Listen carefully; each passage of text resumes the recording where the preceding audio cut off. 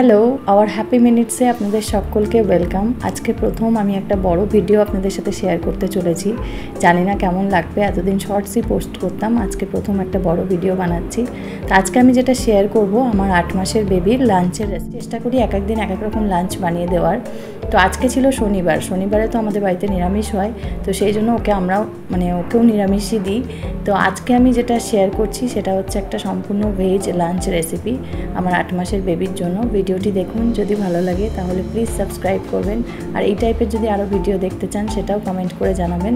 তো চলুন আজকে রেসিপিটি শুরু করি। এখানে মুগ ডাল দিচ্ছি। চাল আর মুগ ডালটা বেশ কয়েকবার জলে ধুয়ে 3-4 ঘন্টা মতো আমি ভিজিয়ে রাখি প্রতিদিনই। আর এখানে সবজির মধ্যে আমার ঘরে যা যা অ্যাভেলেবেল ছিল মোটামুটি সবই দিয়েছি।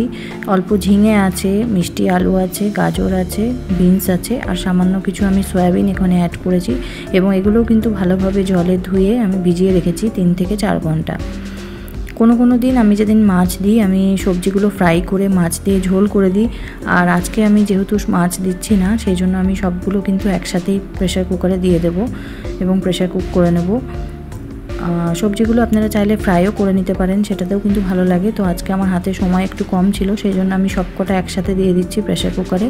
আমি এখানে লবণ বা চিনি কোনোটাই দিই না, সামান্য একটু বাটার দিই আর পরিমাণ মতো জল দিয়ে এটাতে আমি সিটি দিয়ে নেব কয়েকটা। রান্নাটা হওয়ার কিছুক্ষণ পর আমি প্রেশার কুকারটা খুলি, যাতে এটা একটু নরম হয়ে যায়, তাহলে কিন্তু আমার এটা খাবারটা দিতে সুবিধা হয়।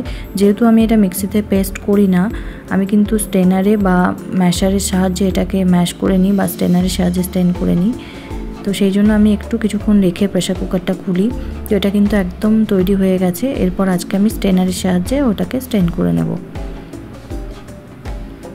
আমি প্রথম 1 সপ্তাহ একটু পাতলা রেখেছিলাম যাতে ওর অসুবিধা না হয় খেতে, আর এখন কিন্তু আমি আস্তে আস্তে কনসিস্টেন্সিটা ঠিক করছি যাতে ওর একটু সলিডের হ্যাবিটটা তৈরি হয়। তবে হ্যাঁ, একটু দেখে নিতে হবে যাতে কোনো লাম্পস না থাকে, সেটা একটু ভালোভাবে চেক করে তবেই দিতে হবে। তো আজকের লাঞ্চ আমার একদম রেডি হয়ে গেছে। আজকে আমি একটু পাতলাই রেখেছি, অন্যদিন কিন্তু এটা আরেকটু ঘন থাকে। তো এরপর এটা ছেলের কাছে নিয়ে যাই, দেখি সে কী রিঅ্যাক্ট করে। তো ছেলে আমার খেলায় ব্যস্ত ছিল, ওকে আমি নিয়ে এসেছি লাঞ্চ করাতে, ওই জন্য ওর হাতে একটা বল দেখতে পাচ্ছেন আপনারা। কিন্তু অন্যদিন আমি কিন্তু চেষ্টা করি ওকে কোনো রকম খেলনা ছাড়াই খেতে দিতে, যাতে পুরো কনসেন্ট্রেশনটা ওর খাবারের মধ্যেই থাকে। বাচ্চারা কিন্তু খেলনা পেলে একটু অন্যমনস্ক হয়ে যায়, তো আমি সেটাকে অ্যাভয়েড করারই ট্রাই করি।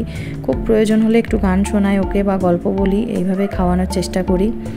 তো আজকে এই ছিল আমার রেসিপি, ভেজ রেসিপি 8 মাসের বাচ্চার।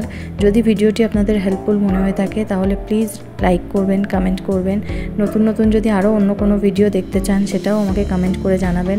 আমার চ্যানেলটি একদমই নতুন, আপনারা যদি পাশে থাকেন তবেই কিন্তু আমি মোটিভেশন পাবো নতুন ভিডিও বানানোর।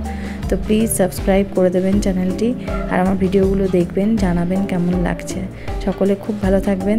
Thank you so much. আবার দেখা হবে নতুন কোনো ভিডিওতে।